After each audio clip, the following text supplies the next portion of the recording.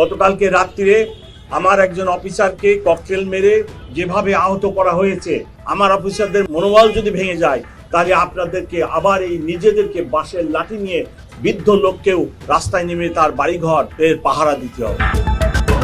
আমার নিরপরাধ অফিসার থানার সামনে রাস্তায় ছিল, এই মানুষটিকে ককটেল মেরে আহত করলেন।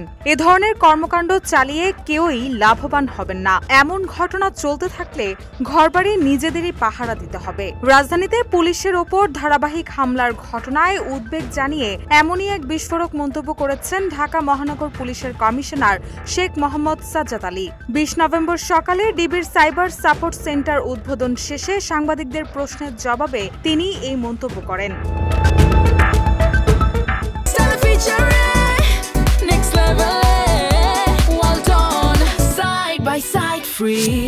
এর আগে গত বুধবার রাত 8:30টার দিকে মিরপুরের পল্লবী থানার সামনে 3টি ককটেল বিস্ফোরণের ঘটনায় এএসআই নূর ইসলাম সহ 3 জন আহত হন। এই ঘটনাকে পুলিশের উপর হামলা উল্লেখ করে ডিএমপি কমিশনার বলেন, আমার নিরপরাধ অফিসার থানার সামনের রাস্তায় ছিল, নিরপরাধ মানুষটিকে ককটেল মেরে আহত করলেন। এতে আমার অফিসারদের মনোবল নষ্ট হয়। এর পরিণতিতে আমরা ক্ষতিগ্রস্ত হব।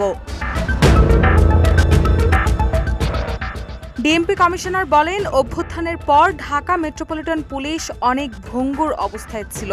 আমাদের অনেক চেষ্টা ও অনেক কষ্টের ফলে আপনাদের সহযোগিতায় পুলিশ অফিসাররা তাদের মনোবল ফিরে পেয়েছেন। দয়া করে এই মনোবল ভাঙার চেষ্টা করবেন না, এটা আপনাদের প্রতি আমার অনুরোধ। দুর্বৃত্তায়িত কর্মকাণ্ড থেকে বিরত থাকার আহ্বান জানিয়ে কমিশনার বলেন, এ ধরনের ঘটনা চলতে থাকলে জনগণকেই নিজেদের ঘরবাড়ি পাহারা দিতে হবে। তিনি আরও বলেন, পুলিশ যখন অরাজকতা ঠেকানোর চেষ্টা করছিল তখন আমার অফিসারদের সঙ্গে যে আচরণ করা হয়েছে তা অত্যন্ত দুঃখজনক। এর আগে গত 16 নভেম্বর গাড়িতে আগুন বা ককটেল নিক্ষেপ করে নাশকতামূলক পরিস্থিতি তৈরি হলে গুলির নির্দেশ দিয়ে বেতার বার্তা জারি করেছিলেন ডিএমপি কমিশনার। এ বিষয়ে জানতে চাইলে তিনি বলেন, নাশকতা করলে গুলি করার বিধান পুলিশ আইনেই আছে। ককটেল মেরে নাশকতা করলে আইনের কঠোর প্রয়োগের নির্দেশনা দেওয়া হয়েছে। রুশা সুর, নিউজ ডেস্ক, ইত্তেফাক।